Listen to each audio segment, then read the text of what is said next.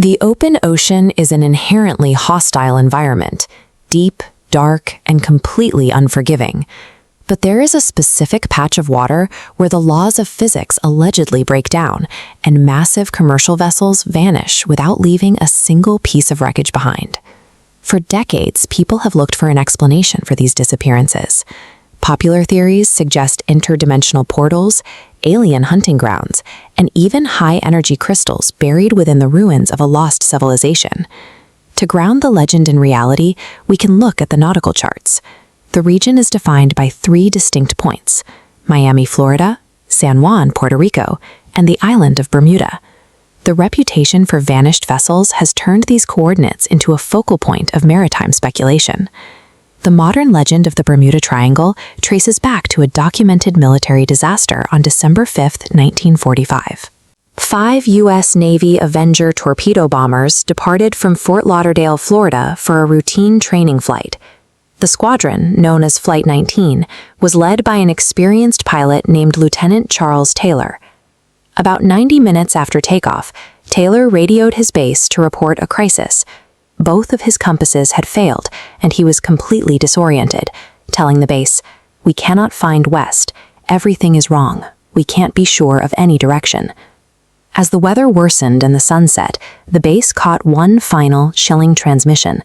Taylor ordered his pilots to stay close together, stating that once the first plane dropped below 10 gallons of fuel, the entire squadron would ditch in the ocean together. 14 men and 5 military aircraft disappeared. Despite an exhaustive search, the Navy never found a single piece of wreckage. The military immediately launched a rescue operation, including a PBM Mariner flydrone ended in tragedy.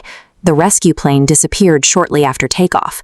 This double disappearance birthed the Devil's Triangle moniker and sparked an explosion of conspiracy theories.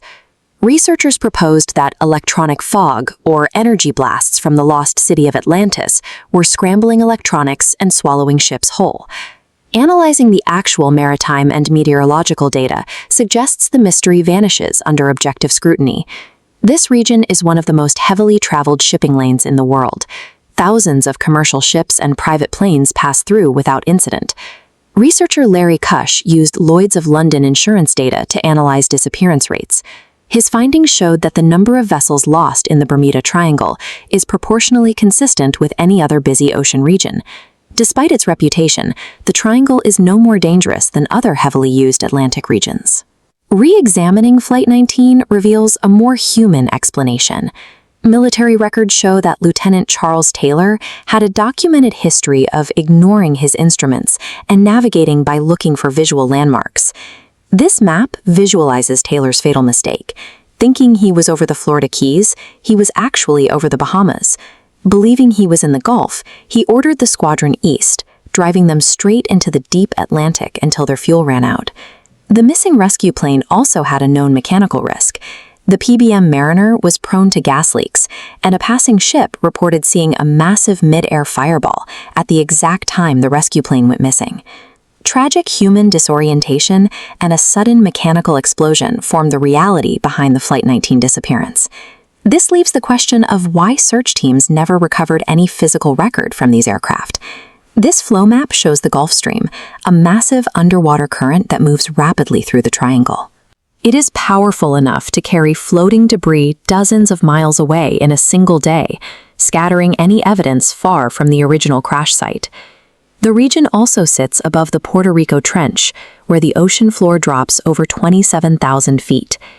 Any heavy wreckage that sinks into this trench is lost in an abyss far beyond the reach of conventional recovery teams.